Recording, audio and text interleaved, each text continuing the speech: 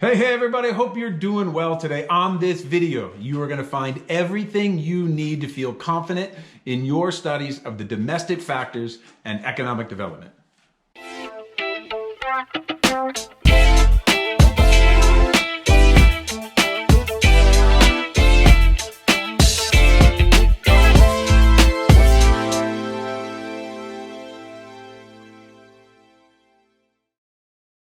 My name is Brad Cartwright, and on this channel you will find over 300 videos covering the entirety of microeconomics, macroeconomics, international economics, and development economics. So if you are an IB, AP, A-level, or university level student anywhere on this planet, this channel is perfect for you. All right, let's take a look at the review tips for the domestic factors and economic development. Well, first of all, check it out. There are only two things you need to know in order to be ready for this test on domestic factors and economic development. If you're unclear about any of these things, check the description box below. I have an entire playlist down there for you and other videos that may be helpful in giving you some background information on what the domestic factors are that lead to economic development. So the two key items, the two review tips for this unit are: you need to be able to identify domestic factors that may contribute to economic development.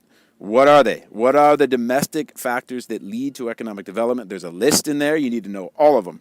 And you need to be able to, check out number 2, explain how they contribute to economic development. So identify and explain, identify and explain, identify and explain.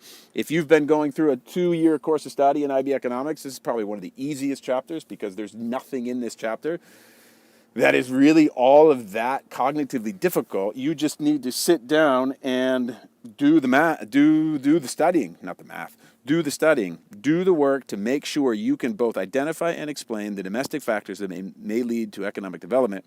And the cool thing about domestic factors is, like, I think of this as like a recipe of a cake.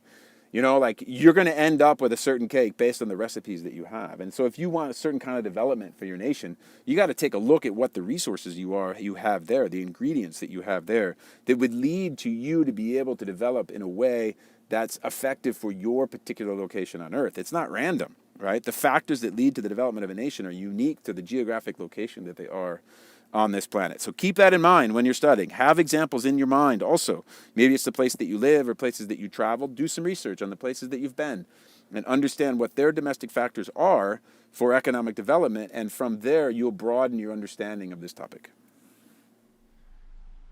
Well, there you have it, my friends, the review tips for the domestic factors of economic development. These are the things that make every country around the world attractive to international aid, international trade, international interest is all around the domestic factors of what happens in that country. Well, super fascinating stuff. Development economics is at the core of world politics, and your studies and your understanding of development economics is critical to you expanding your understanding of nearly every international relationship on this planet. So congratulations in opening your mind and taking on this challenge of learning development economics. Likewise, I see this as a relationship between me and you that's collaborative. So if you're interested, please subscribe and turn on those bell notifications so we can stay in contact with one another. Through a study of development economics, I believe we can make this world a more peaceful place. Be good to one another out there. Be kind to someone today, and be kind to yourself as well. And we'll talk to you in a bit.